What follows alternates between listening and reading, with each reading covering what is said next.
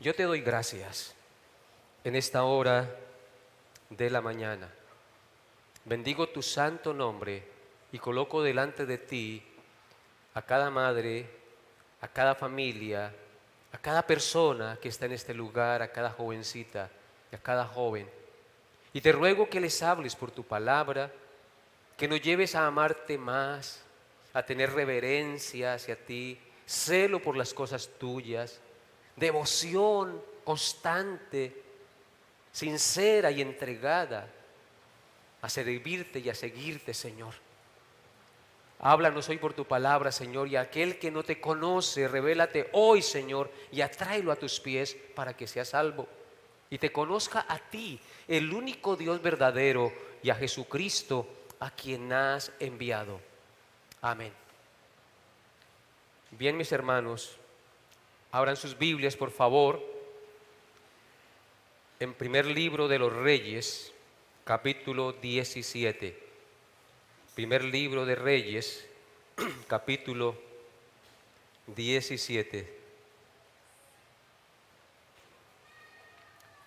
Y vamos a continuar con nuestro estudio de la vida ¿de quién? Del profeta Elías. ¿Quiénes hicieron la tarea que les dejé hace 8 días? Levanten la mano. ¿Ni se acuerdan o qué pasó? Mire, 1, 2, 3. ¿Nadie más hizo la tarea? ¿O fue que no vinieron? Somos tantos que les entró por aquí, les salió por acá.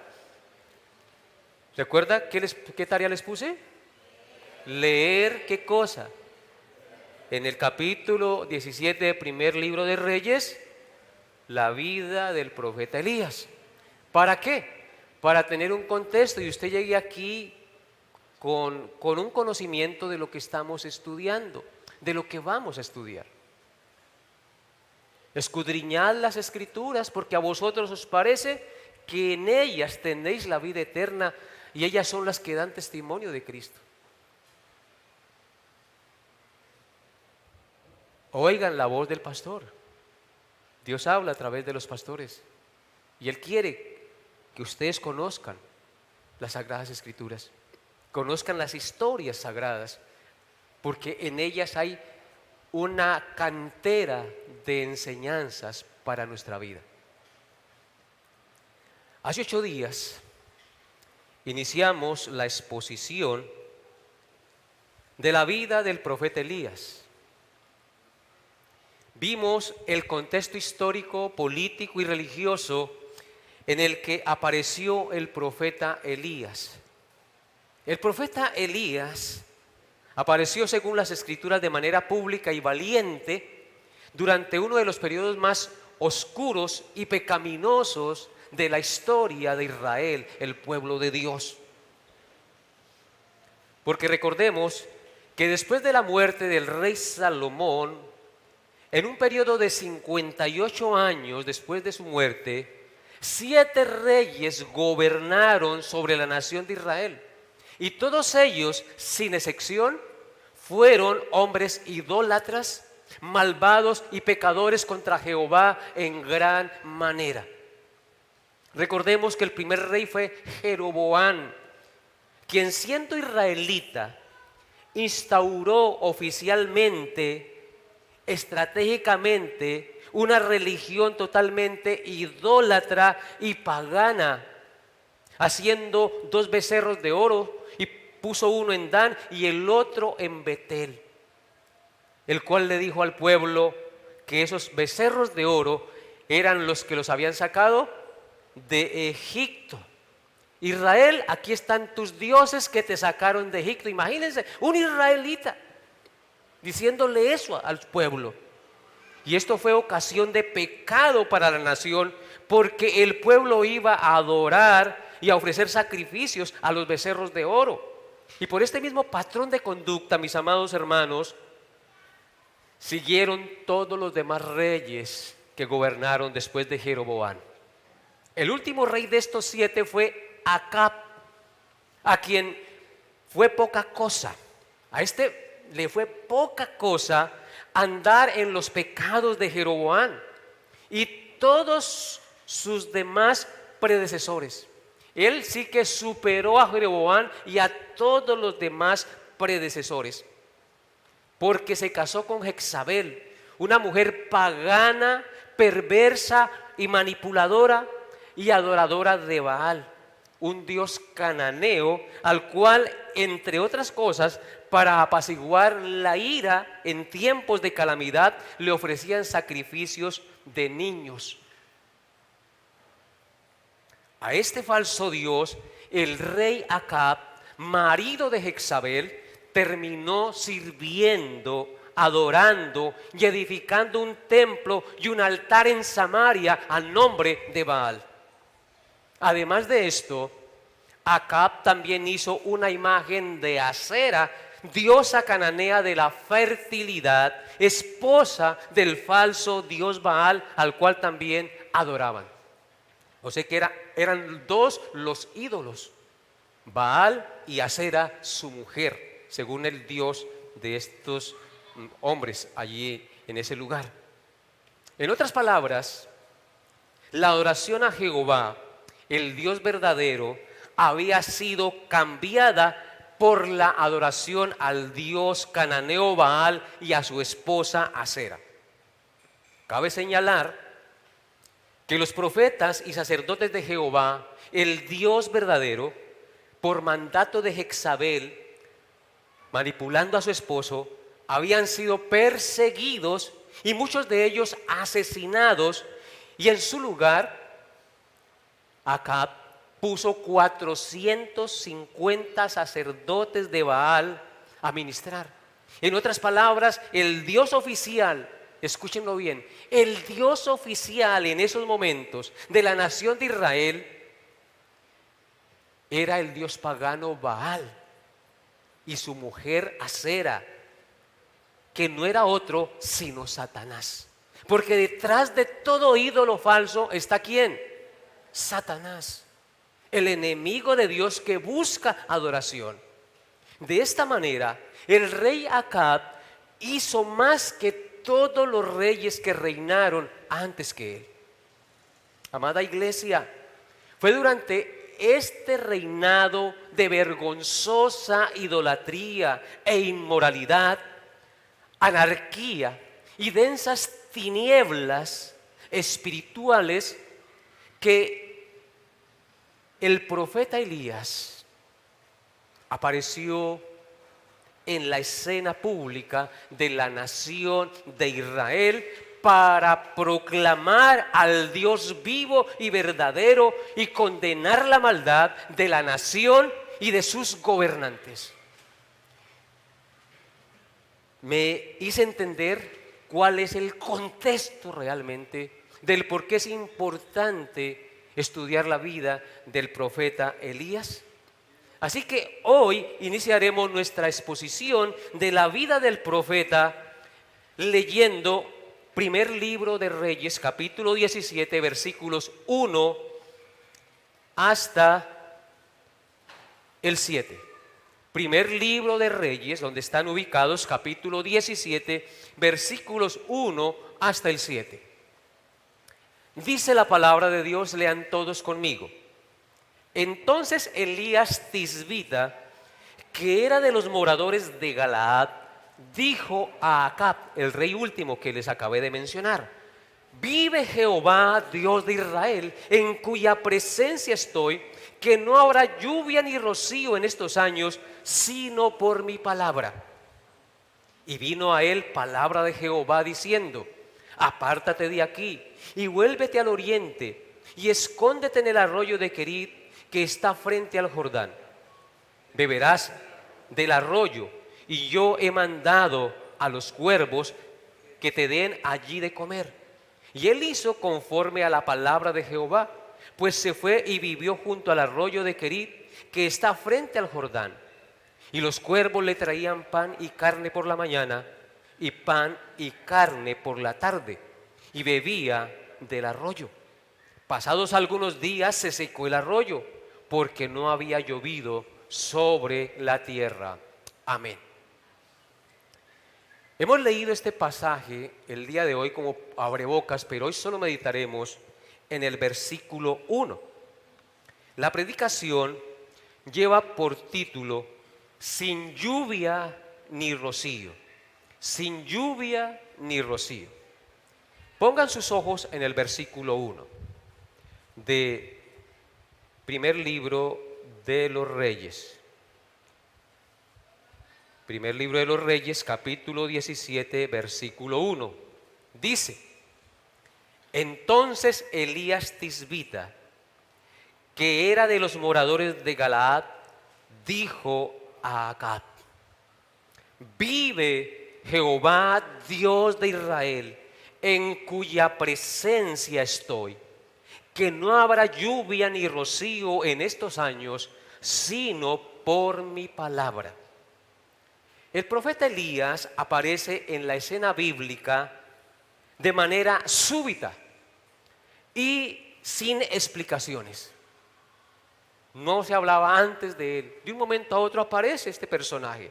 Y lo primero que nos dice el versículo 1 es: entonces Elías Tisbita, que era de los moradores de Galaad, dijo a Acab. El nombre de Elías significa Jehová es mi Dios, o mi Dios es Jehová. En primer lugar, el texto nos dice que Elías Tisbita era de los moradores de Galaad. Esto no significa que Tisbita era su apellido. Significa que Elías era de una localidad llamada Tisbi, de la región de Galaad, al oriente del río Jordán. Por esta razón era llamado Elías Tisbita, de los moradores de Galaad. En Galaad había una región que se llamaba Tisbita, y Elías era de esa región Tisbita, de la región de Galaad. El hecho de que fuera de los moradores de Galaad significaba que pertenecía a la tribu de Gad, una de las tribus de los 12 hijos descendientes de Jacob. Recuerden que el pueblo de Israel se compuso al principio ¿de qué? De 12 tribus de los hijos de Jacob.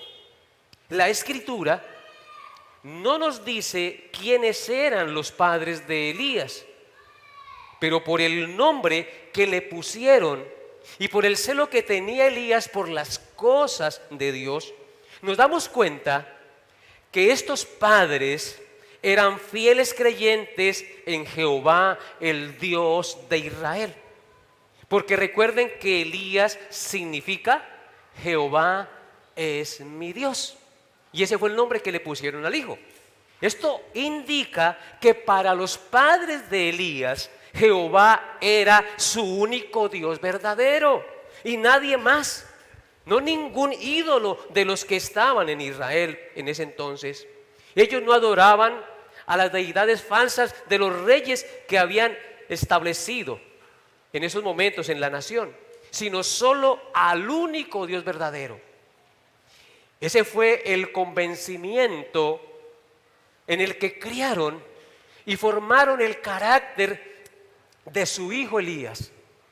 Y es que esto es lo que deben hacer los padres que conocen al Dios verdadero: obedecer el mandato de Dios de criar a sus hijos en el temor del Señor y enseñarles desde pequeñitos los estatutos y los mandamientos revelados en la santa palabra que Dios nos ha dejado.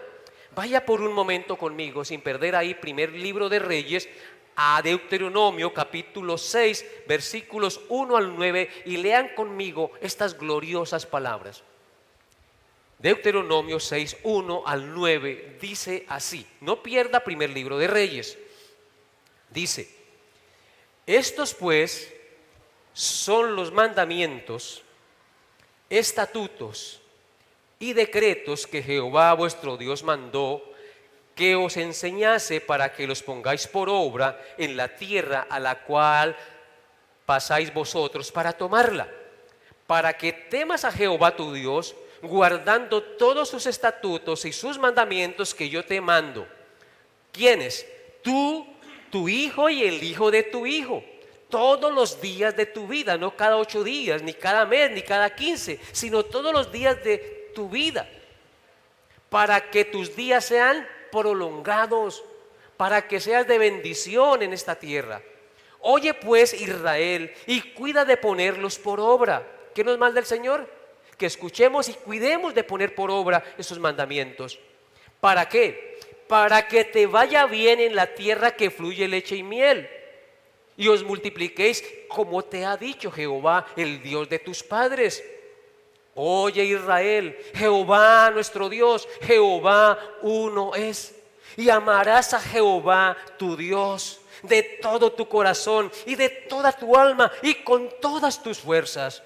Y estas palabras que yo te mando hoy, escuchen padres, estas palabras que yo te mando hoy, ¿dónde deben estar, padres? Sobre tu corazón, gobernando tu vida, sobre ti, gobernando todo tu ser. Y las repetirás. ¿A quiénes? A tus hijos. Y hablarás de ellas estando en tu casa, y andando por el camino, y al acostarte, y cuando te levantes. Y las atarás como una señal en tu mano, y estarán como frontales entre tus ojos. Y las escribirás en los postes de tu casa y en tus puertas. Creo que la palabra de Dios es clara, hermanos, y el mandato de Dios es claro. Leemos este texto porque creo firmemente que eso fue lo que hicieron los padres de Elías. Enseñaron a Elías a creer, a confiar y a obedecer al Dios de Israel, al Dios verdadero. Y así formaron su carácter amoroso y celoso por las cosas de Dios, a tal punto que le pusieron Jehová es mi Dios, porque para ellos Jehová solamente era su Dios. Tampoco sabemos qué trabajo hacía o desempeñaba Elías antes de aparecer en escena pública. Dice Arthur Pym que el hecho de que Elías fuera de los moradores de Galaad nos arroja luz sobre su formación natural, la cual siempre ejerce una influencia poderosa en la formación del carácter de los hombres. ¿Qué quiere decir Arthur Pym con eso? Esto quiere decir que los habitantes de aquellos campos y de aquellas colinas de Galaad reflejaban la naturaleza de su medio ambiente. Eran bruscos y toscos, graves y austeros, habitaban en aldeas rústicas y subsistían de sus cultivos y sus rebaños. En consecuencia, Elías era un hombre de campo, curtido por la vida, el sol y el aire, siempre envuelto en su capa de pelo de camello, porque ese era su vestido, o pelo de cabra, acostumbrado a pasar la mayor parte de su vida en la soledad y dotado de una resistencia física que le permitía soportar grandes esfuerzos. Podemos decir que Elías mostraba un marcado contraste con los habitantes de las ciudades, en especial con los cortesanos pecadores de la delicada vida que llevaban en el palacio del rey. Un marcado contraste. El uno, un hombre tosco, rústico, acostumbrado al trabajo fuerte, y los otros muy pulcros y muy refinados, pero llenos ¿de qué? De pecado y de maldad. Para mirar un poquito cómo era Elías, hay algo en segundo libro de Reyes, capítulo 1, versículos 7 y 8. Segundo libro de los Reyes, capítulo 1, versículos 7 y 8. ¿Qué dice? Segundo de Reyes 1, 7 al 8. Dice: entonces él les dijo: ¿cómo era aquel varón que encontrasteis y os dijo tales palabras? Ellos le respondieron: un varón que tenía vestido de pelo, ceñía sus lomos con un cinturón de cuero. Entonces él dijo: ese es Elías Tisbita. ¿Cómo se vestía Elías? Con pelo, y ceñía sus lomos con un cinturón de cuero. Es decir, cuando dice de pelo hace referencia a una piel de animal, de cabra o de camello, con el cual él hacía sus vestiduras. Ese era Elías. En segundo lugar, hermanos, el pasaje nos revela, volviendo al primer libro de los Reyes, nos revela que Elías dijo 3 cosas al malvado rey Acab cuando se presentó ante él. Pongan sus ojos en el primer versículo del primer libro de los Reyes. 3 cosas le dijo Elías al malvado rey en ese versículo. Entonces Elías Tisbita, que era de los moradores de Galaad, ya vimos eso, dijo a Acab, al rey: vive Jehová, Dios de Israel, en cuya presencia estoy, que no habrá lluvia ni rocío en estos años, sino por mi palabra. 3 cosas. En primer lugar le dice: vive Jehová, Dios de Israel.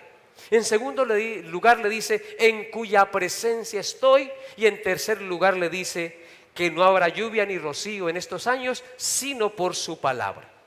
Vamos a meditar en cada una de estas cosas que el profeta le dijo al rey Acab, porque son muy importantes. Meditemos en la primera. Vive Jehová, Dios de Israel, le dice Elías al rey. Esta declaración del profeta ante el rostro del rey idólatra es muy importante y muy confrontadora, porque con ella le está recordando que el Dios de Israel es el Dios vivo y verdadero, que no es un Dios inerte, sin vida, como la estatua de Baal a la cual él estaba adorando. Le está diciendo que Jehová es el verdadero Dios de Israel y no las falsas deidades de Baal y Asera a las cuales ellos y la nación estaban adorando y postrándose. Algo muy importante a tener en cuenta es que el nombre Baal, el dios falso cananeo al cual estaban adorando toda la nación de Israel y sus gobernantes, ese nombre significa amo o señor. Imagínense, Baal significa amo o señor. En consecuencia, cuando Elías proclama valientemente delante del rey el nombre de Jehová, porque él le dice: vive Jehová, Dios de Israel, le está diciendo que el verdadero amo y señor no es esa estatua sin vida inerte, sino Jehová, el Dios autoexistente, el Dios que tiene vida en sí mismo, el Dios eterno y todopoderoso, el creador de los cielos y de la tierra, porque Jehová, el Dios de Israel, significa eso, el Dios autoexistente y eterno, el que tiene vida en sí mismo, el todopoderoso. Si notan lo que le está proclamando Elías al rey idólatra, vive Jehová, le está hablando con nombre propio. El rey tiene que ser confrontado con estas palabras. Y Elías le está diciendo: el verdadero Dios de Israel no es Baal, el verdadero Dios de Israel es Jehová, el verdadero amo y el verdadero Señor, el Dios autoexistente y eterno. Así que cuando Elías le dice al rey: vive Jehová, está confrontando duramente con su pecado de idolatría y traición al rey. Está diciéndole: tú eres culpable de que la nación esté yendo tras dioses falsos. Un día darás cuenta a este Dios. Miremos lo que dice Levítico capítulo 26. Miremos lo que dice Levítico capítulo 26, versículo 1. Dice: no haréis para vosotros ídolos, ni escultura, ni os levantaréis estatua, ni pondréis en vuestra tierra piedra pintada para inclinaros a ella, porque yo soy Jehová vuestro Dios. ¿Leyeron conmigo ese texto? ¿Qué había ordenado Dios a la nación de Israel y a sus gobernantes? Que no hicieran para ellos ídolos. ¿Qué era Baal? Un ídolo. Ni escultura. Ellos habían hecho una escultura de Baal. Ni os levantaréis estatua. Ellos habían hecho estatua de Baal. Ni pondréis en vuestra tierra piedra pintada para inclinaros a ella. Se inclinaban a piedras pintadas con la figura de Baal. ¿Por qué prohibía el Señor eso? Porque yo soy Jehová vuestro Dios. Así que Elías le está recordando a este rey que muy seguramente conocía la palabra, pero que la había hecho a un lado. Él es el verdadero Dios y no ese al que tú estás adorando. En Deuteronomio 5, versículos 6 al 7 dice lo siguiente. Deuteronomio 5, 6 al 7 dice: yo soy Jehová tu Dios, que te saqué de tierra de Egipto, de casa de servidumbre. No tendrás dioses ajenos delante de mí. Esa es la orden para el que conoce al Dios verdadero, para el que conoce las Escrituras. Y en Génesis 17, versículo 1, dice lo siguiente. Génesis 17, 1. Era Abraham de edad de 99 años cuando le apareció, ¿quién? Jehová. Y le dijo: yo soy el Dios Todopoderoso. ¿Qué significa Jehová? El Dios Todopoderoso. Como Jehová es el Dios Todopoderoso, el Dios autoexistente, Dios le dice a Abraham: anda delante de mí y sé perfecto. Ese es el mandato para los hijos de Dios. Y la segunda cosa que el profeta le dijo al rey Acab es: vive Jehová, Dios de Israel, en cuya presencia estoy. Eso es lo segundo que el profeta le dice en su cara al rey. Vive Jehová, Dios de Israel, en cuya presencia estoy. Esta expresión significa dos cosas. En cuya presencia estoy significa que para Elías Jehová era el Dios omnipresente, el Dios que está en todas partes. Elías tenía en claro que él estaba en la santa presencia de Dios cada día y por ende estaba frente a él diciéndole esas cosas en la presencia de Dios, y que conforme a esa realidad el profeta vivía y estaba allí delante del rey. Vive Jehová, Dios de Israel, en cuya presencia estoy. ¿Por qué pecamos nosotros? Porque nos olvidamos que estamos en la presencia de Dios. Porque nos olvidamos de la omnipresencia del Señor. Proverbios capítulo 15, versículos 3 dice, Proverbios 15, 3 dice: los ojos de Jehová están en todo lugar, mirando a los malos y a los buenos.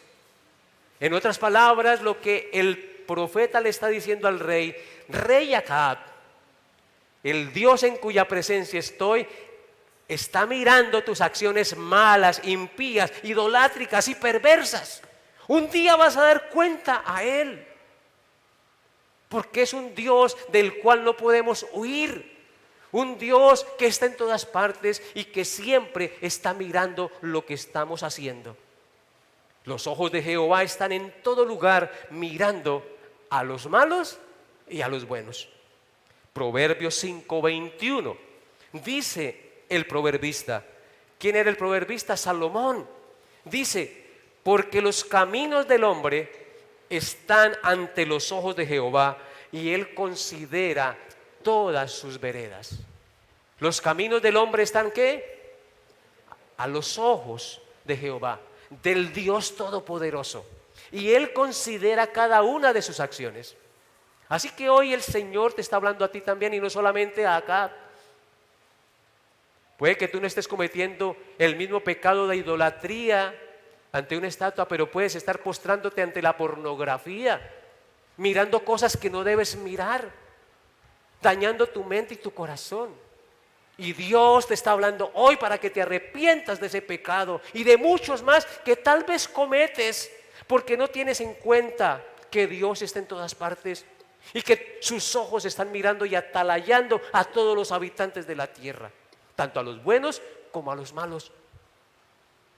Así que el mensaje no solamente es para Acab, sino para todos nosotros que estamos aquí hoy día. El Salmo 33, versículo 8 dice: tema a Jehová toda la tierra, teman delante de él todos los habitantes del mundo. ¿Cuál es la orden, el imperativo en este texto? Temer a Jehová toda la tierra, tanto los malos como los buenos. Los malos un día doblarán la rodilla ante Dios y recibirán su castigo si no se arrepienten. Tema delante de él todos los habitantes de la tierra. Acab no estaba temiendo, y Elías estaba allí para recordárselo y mostrarle que estaba actuando impíamente. En segundo lugar, esta expresión, en cuya presencia estoy, también quiere decir del cual yo soy siervo y a quien sirvo constantemente. Cuando usted lea ese texto en la Biblia, en cuya presencia estoy, no solamente quiere decir la omnipresencia de Dios, sino que quiere decir del cual yo soy siervo y a quien constantemente sirvo. Elías era un siervo de Dios y constantemente servía al Dios verdadero. En otras palabras, lo que Elías le dice al rey con estas palabras, en cuya presencia estoy, le está diciendo: en nombre del Dios vivo, del Dios verdadero de Israel, del autoexistente, eterno y omnipresente Dios, del cual soy siervo y a quien constantemente sirvo, vengo a decirte esto, rey. De igual manera, nosotros, los hijos de Dios, debemos ser conscientes que estamos en su santa presencia, y si tú y yo hemos creído en Cristo y fuimos llamados a formar parte de la iglesia, es para servir sirviendo al Señor constantemente. ¿A qué estamos llamados, hermanos? A servir al Señor constantemente. Muchos creen que solamente se sirve al Señor cuando vengo a la iglesia el domingo. Falso de toda falsedad. Nosotros servimos al Señor en todo lugar. Cuando usted es esposa ejemplar, cuando usted es esposo ejemplar, cuando usted es padre que ama a sus hijos, que les enseña la palabra, cuando usted enseña la palabra al que no lo conoce, al que no la conoce, cuando usted vive de acuerdo a los principios y parámetros de la palabra de Dios en todo lugar, tú estás amando y sirviendo a Dios. Porque nosotros somos la sal y la luz del mundo. Los ojos del mundo están sobre el cristiano. Y si tú obras bien, estás hablando bien del Dios al que cree. Pero si tú obras mal, estás menospreciando al Dios que dices creerle y al cual dices servirle. Y eso es pecado a los ojos del Señor. En Daniel capítulo 6, verso 20, hay un texto que nos habla esto al cual constantemente servimos. Daniel era un siervo al igual que Elías, que constantemente servía al Señor. ¿Qué dice Daniel 6:20? Daniel 6:20 dice: y acercándose al foso, cuando fue Elías echado al foso de los leones, llamó a voces a Daniel con voz triste. El rey creía que los leones lo habían devorado. Y le dijo: Daniel, siervo del Dios viviente, el Dios tuyo, a quien tú continuamente sirve, ¿te ha podido librar de los leones? ¿Cuál era el testimonio que Daniel le había dado al rey? Se me olvidó el nombre, Nabucodonosor. Porque estoy hablando de muchos reyes, entonces me confunde. Al rey Nabucodonosor, ¿cuál era el testimonio que Daniel le había dado? Que él vivía en constante servicio al Dios que proclamaba, al Dios al cual creía. ¿Por qué dice esto el rey? Porque así lo había visto en Daniel. Era un hombre excelente en su trabajo. ¿Recuerdan por qué lo llevaron allá y por qué lo ascendieron? Porque era un hombre excelente, de buen testimonio. Daba testimonio de Dios en todo lugar por su excelencia en la manera de hacer las cosas. Él proclamaba a su Dios y no temía. No tuvo temor de decir: no vamos a comer de la comida dedicada a los ídolos, vamos a comer solamente legumbres. Así nos corten la cabeza, y así eran sus amigos. Ellos vivían constantemente sirviendo, adorando, haciendo la voluntad del Señor. ¿Te ha podido librar de los leones? Claro que sí, lo libró. En su misericordia Dios libró a Daniel del foso, de la boca, de la mandíbula de los leones. En Deuteronomio 18 dice: en aquel tiempo, Deuteronomio 18, 10:8, no 18, 10:8, en aquel tiempo apartó Jehová la tribu de Leví para que llevase el arca del pacto de Jehová, para que estuviese delante de Jehová, para servirle y para bendecir en su nombre hasta hoy. ¿Para qué Dios nos aparta, hermanos, como pueblo de Dios? Para servirle. Y miren lo que dijo el apóstol Pablo en Hechos capítulo 27, verso 23. Hechos 27, 23 dijo: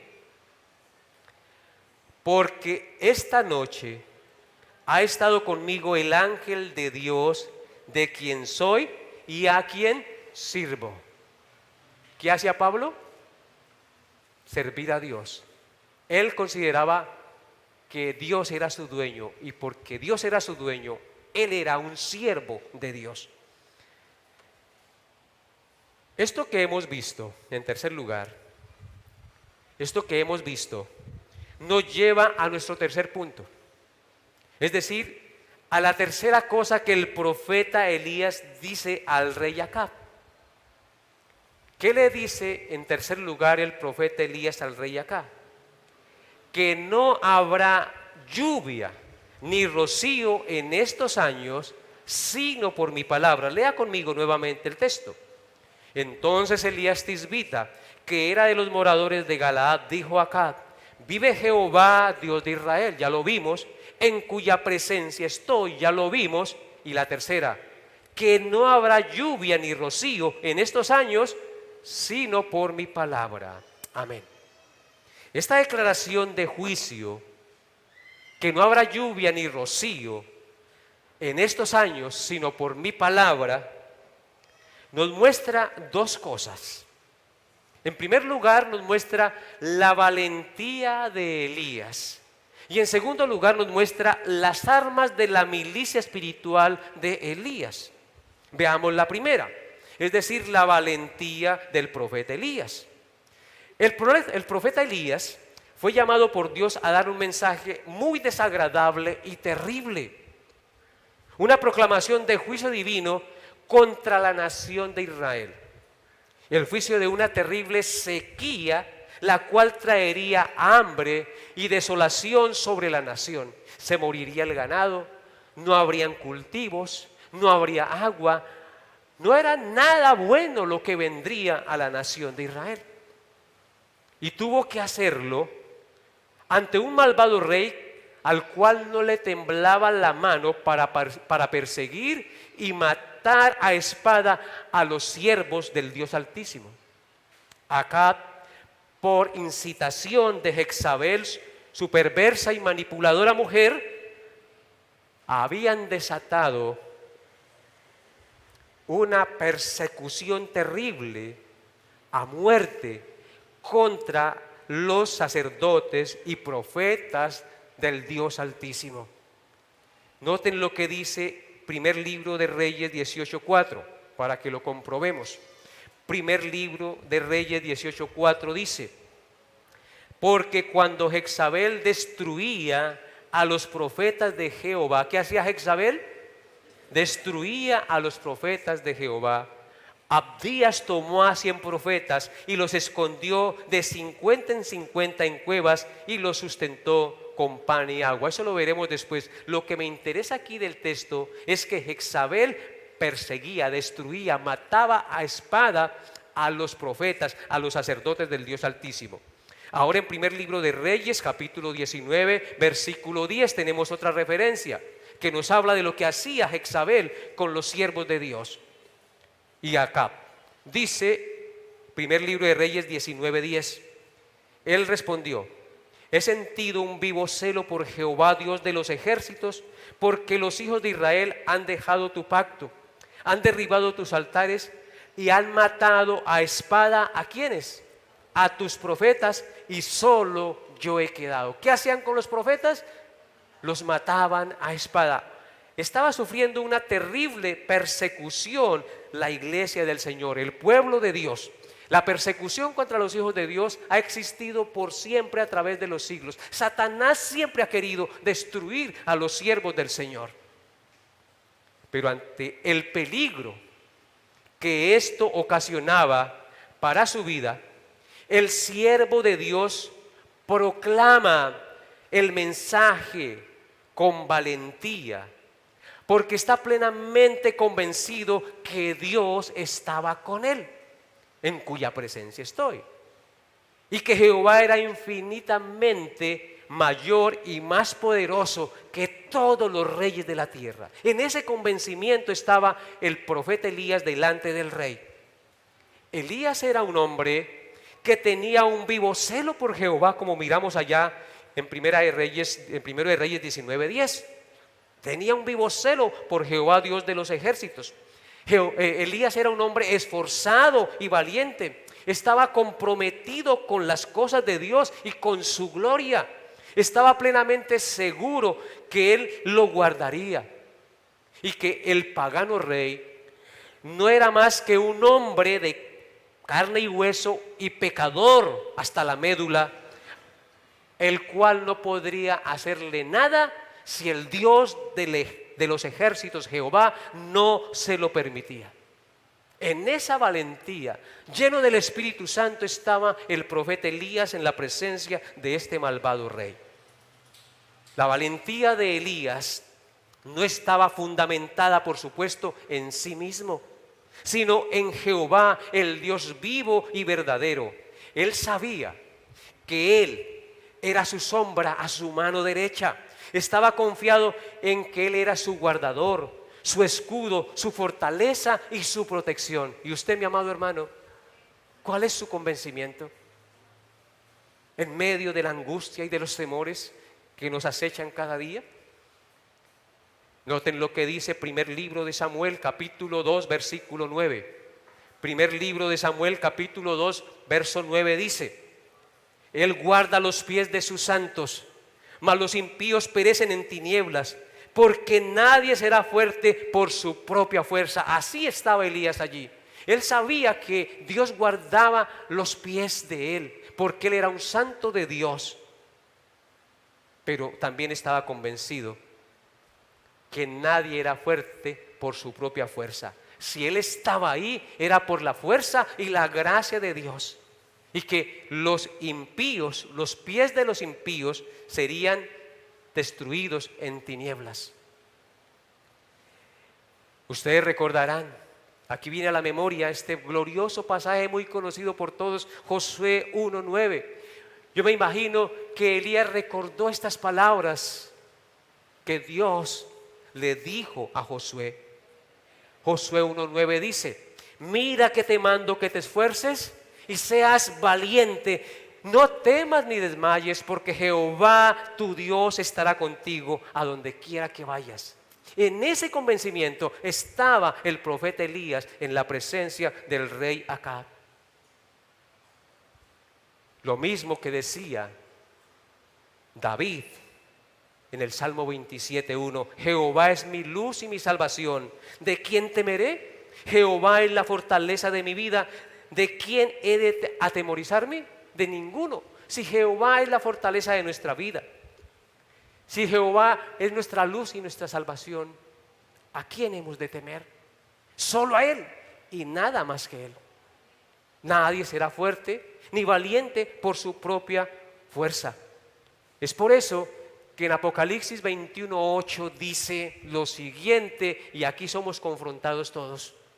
Apocalipsis 21:8 dice: pero los cobardes e incrédulos, los abominables homicidas, los fornicarios y hechiceros, los idólatras. ¿Qué era Acab? Un idólatra, un fornicario, un hechicero. Y todos los mentirosos, Acab era un mentiroso, tendrán su parte en el lago que arde con fuego y azufre, que es la muerte segunda. Quiero hacer énfasis en lo primero que dice el verso 8. Pero los cobardes e incrédulos. ¿Qué no debemos ser nosotros? Cobardes para las cosas de Dios. Debemos ser hombres esforzados y valientes en el Espíritu de Dios. Porque si somos cobardes, también somos incrédulos. Porque si tememos, realmente es porque no confiamos en Dios. No debemos ser cobardes. No temamos de anunciar a Cristo. Ay, que si no me escuchan, pues que no me escuchen. Yo no hago la obra. Dios me mandó a predicar a Cristo. Dios me mandó a mostrarle el pecado al otro, pero de la manera que les dije esta mañana, ¿no? Con amor y misericordia. El profeta aquí le está dando un ultimátum al rey malvado, que estaba totalmente impío, que no mostraba por ningún lado que fuera un hijo de Dios. Le está diciendo, tú vas a ser condenado de manera inmisericordia por Jehová si no te arrepientes. Y por tu pecado vas a sufrir no solamente tú, sino la nación entera. Porque ¿qué es lo que hace el pecado, hermanos? Hacernos daño a nosotros mismos, a los que están a nuestro lado y a todos los que nos rodean, hermanos. Terrible. No juguemos con el pecado. Y tengamos siempre en cuenta las palabras que dijo Jeremías en el capítulo 9, versículos 23 al 24. Escuchen, yo se las leo. ¿Qué dijo Jeremías en 9, 23 al 24? Así dijo Jehová: no se alabe el sabio en su sabiduría, ni en su valentía se alabe el valiente, ni el rico se alabe en sus riquezas. Mas alábese en esto el que hubiere de alabarse, en entenderme y conocerme, que yo soy Jehová, que hago misericordia, juicio y justicia en la tierra, porque estas cosas quiero, dice Jehová. Está prohibido alabarnos a nosotros mismos. El que alábese en esto, en entenderme y conocerme, que yo soy Jehová, que hace misericordia y justicia. Mucho cuidado con el orgullo espiritual. Elías no estaba orgulloso espiritualmente diciéndole a Acab la maldad. Estaba plenamente convencido que él estaba ahí porque estaba en la presencia de Dios y él era un siervo al cual servía al Dios verdadero, del cual servía al Dios verdadero. Y en segundo lugar, esta declaración del profeta Elías, que no habría lluvia ni rocío en estos años sino por su palabra, nos muestra las armas de la milicia espiritual de Elías. ¿Cuáles eran las armas de la milicia espiritual de Elías? Eran tres: la palabra de Dios, la fe y la oración. Esas son nuestras armas espirituales: la palabra de Dios, la fe y la oración. La palabra de Dios debe ser nuestra fe y conducta. La fe es la certeza de lo que se espera y la convicción de lo que no se ve, conforme a lo que está escrito. Y la oración es nuestra conversación, nuestra relación y dependencia de Dios. Nosotros oramos porque dependemos de Dios, porque tenemos comunión con Él, porque sabemos que solos no podemos y que necesitamos de su ayuda, y por eso clamamos a Él, lo alabamos y lo adoramos en nuestras oraciones. Elías era un hombre que conocía, escúchenlo bien, y vivía la palabra de Dios. Era un hombre de fe y oración. Durante mucho tiempo, escuchen bien a esto que les voy a decir, durante mucho tiempo Elías escuchó y vio lo que estaba pasando con las cosas de Dios en Israel. Cómo los reyes que habían gobernado antes de Acab habían menospreciado al Dios verdadero, implementando una descarada idolatría y menospreciando la santa palabra de Dios. Eso veía Elías. Y ahora Elías veía ante sus ojos que Acab, el actual rey que estaba gobernando en esos días, había sobrepasado en gran manera a todos los anteriores gobernantes. Elías vio cómo este rey había desplazado totalmente el culto al Dios verdadero por el culto a Baal, persiguiendo y matando a todos los siervos de Dios, como ya lo vimos, instituyendo por sacerdotes idólatras y paganos, sacerdotes del paganismo. Por supuesto, esto debió llenarlo de profunda tristeza e indignación y deseo de denunciar y condenar el pecado del rey para proclamar la gloria del Dios verdadero que debía gobernar a Israel. Pero ¿cómo hacía esto el profeta para llevar tan peligrosa misión? ¿Ustedes creen que Elías no lo pensó? ¿Cómo hago yo para llevar esta misión si el que llega allá y se declara siervo de Dios le quitan la cabeza? ¿Cómo hago yo? No tenía ejército. Era un hombre tosco, desconocido, cuyo vestido era de pelo de cabra. No tenía amigos en la corte del rey, no tenía palanca. ¿Cómo hacía para vindicar la gloria de Dios? Solo había una cosa que él podía hacer, y esta era orar. Esa era su arma, orar. Y esa debe ser tu arma y mi arma, orar. ¿Qué tanto oras tú? ¿Qué tanto tienes comunión con el Dios vivo y verdadero?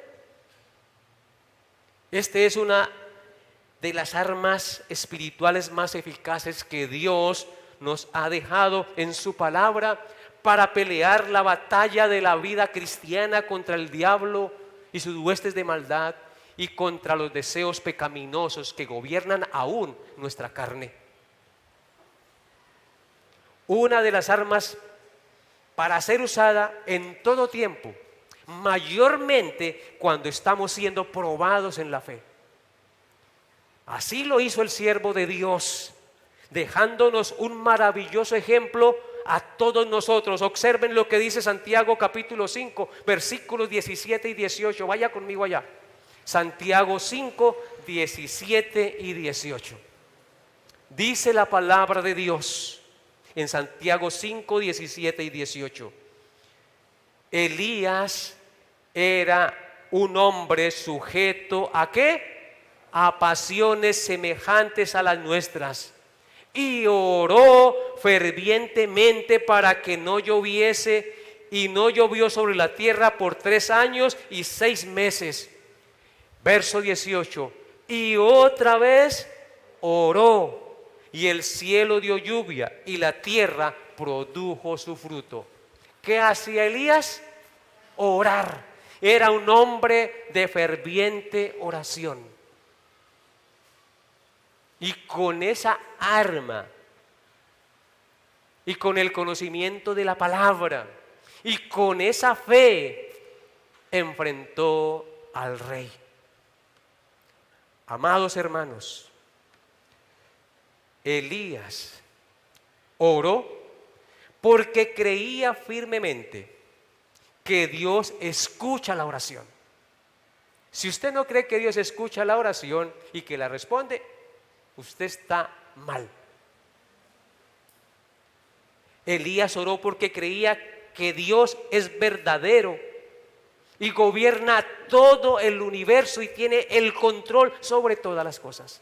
Por eso oró. Elías oró porque creía que Dios es todopoderoso y que para él todas las cosas son posibles. Por eso debemos orar, hermanos. Oró porque era consciente que era un hombre débil, incapaz de hacer las cosas por sí mismo. No somos capaces en nosotros mismos, hermanos. Necesitamos de la ayuda de Dios. Todos los santos días necesitamos de Él. Por tanto, Elías clamó al único que tenía el poder para hacer todas las cosas mucho más abundantemente de lo que pedimos y entendemos, hermanos. Pero aquí hay algo muy importante que debemos entender, y es que la oración solo será escuchada, escúchenlo bien, la oración solo será escuchada cuando se hace conforme a la palabra de Dios, o sea, según su santa voluntad. Noten lo que dice Primera de Juan capítulo 5, verso 14. Primera carta de Juan 5, verso 14 dice: y esta es la confianza que tenemos en Él, que si pedimos alguna cosa conforme a su voluntad, Él nos oye. ¿Cuál es la confianza que debemos tener en Dios en el momento de orar? Que si pedimos alguna cosa conforme a su voluntad, es decir, a su palabra, Él nos oye. Y aquí hay algo muy importante que debemos aprender en esta mañana. Elías conocía este principio, hermanos. Elías conocía este principio y oró conforme a la palabra de Dios, porque conocía la palabra de Dios. Parece que en su mente estaba bien claro lo que dijo Dios al pueblo de Israel y a sus gobernantes cuando les dio la tierra prometida. Observen lo que dice Deuteronomio capítulo 11, versículos 13 al 17. Deuteronomio capítulo 11, versículos 13 al 17. Elías oró conforme a esta palabra. ¿Qué dice allá Deuteronomio? Dice: si obedeciereis cuidadosamente a mis mandamientos que yo os prescribo hoy, amando a Jehová vuestro Dios y sirviéndole con todo vuestro corazón y con toda vuestra alma, yo daré, ¿qué cosa? La lluvia de vuestra tierra a su tiempo, la temprana y la tardía, y recogerás tu grano, tu vino y tu aceite. Daré también hierba en tu campo para tus ganados, y comerás y te saciarás. Guardaos pues que vuestro corazón no se infatué, y os apartéis y sirváis a dioses ajenos, y os inclinéis a ellos, y se encienda el furor de Jehová sobre vosotros, y cierre, ¿qué cosa? Los cielos, es decir, no haga llover, y no haya lluvia, ni la tierra dé su fruto, y perezcáis pronto de la buena tierra que os ha dado Jehová. ¿Sí notan por qué la oración de Elías fue bíblica? Porque él conocía la palabra de Dios. ¿Cuál era la sentencia de Dios? Al observar el pasaje que hemos leído, podemos ver que precisamente ese era el grave pecado del cual era culpable el pueblo de Israel, del cual era culpable el gobernante. Se habían apartado e inclinado a dioses falsos y no se habían arrepentido, provocando la ira de Dios. En consecuencia, él debía ¿qué? Ejecutar sentencia y cerrar los cielos para que no lloviera sobre la tierra, tal como lo había sentenciado. Y con ese convencimiento Elías oró. Elías oró conforme a lo que Dios había establecido en esta palabra. Y en consecuencia Dios respondió a su oración, porque era una oración conforme a la palabra de Dios. Pensemos por un momento. Si Dios no cumplía el juicio que había decretado en su palabra, el Dios de Israel parecería un falso Dios que no puede hacer nada por sí mismo. En consecuencia, Elías tiene plena confianza que Jehová respondería su oración, porque era una oración conforme a la voluntad de Dios.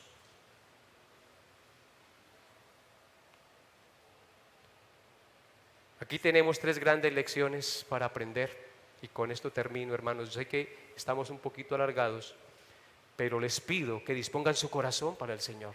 Él es lo más importante en todo. Uno se esfuerza preparando estas cosas. 3 grandes lecciones para todos nosotros.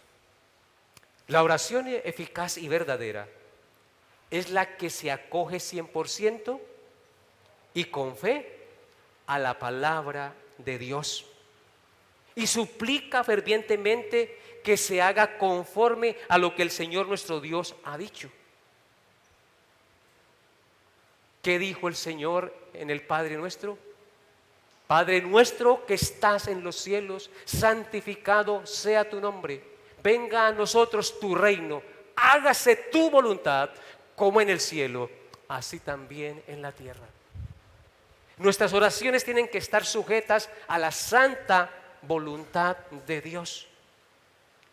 No le podemos pedir a Dios que haga lo que Él no ha prometido. Dios no puede obrar en contra de su voluntad. Por eso debemos ser bíblicos al orar. En segundo lugar, podemos aprender que la oración de Elías para que no lloviera por largo tiempo y que ni siquiera cayera rocío, porque así dice, no habrá lluvia ni rocío por 3 años y medio. No fue un acto cruel de falta de amor y misericordia de parte del profeta. Porque podríamos creer, qué oración tan cruel, pedir que no llueva por 3 años y medio y que no caiga ni siquiera rocío por las noches para mojar la tierra. Es un acto cruel y sin misericordia. Pero nos preguntamos una cosa, ¿acaso no era más terrible que el pueblo al cual Dios había libertado de la esclavitud de Egipto, a los cuales les había dado mandamientos preciosos, una maravillosa tierra de mucha bendición, se rebelara contra él y lo menospreciara adorando y sirviendo al falso dios Baal y a la diosa Acera? ¿No era más pecado eso? ¿Y no era más cruel lo que estaba haciendo el pueblo contra Dios? Por lo tanto, la oración de Elías no fue cruel y falta de misericordia. Elías en su celo oró por la gloria de Dios, oró conforme a la palabra de Dios para que el pueblo entendiera que solo hay un Dios al cual debemos temer y adorar. Al Señor tu Dios adorarás y a Él solo servirás, le dijo el Señor Jesucristo a Satanás cuando le ofreció todos los reinos de la tierra para que postrado lo adorara. En tercer lugar, podemos aprender que las leyes de Dios no pueden pisotearse impunemente sin que el hombre reciba el pago por su maldad. Nosotros vemos en este mundo cómo el hombre ha pisoteado y menospreciado los principios de la ley moral de Dios.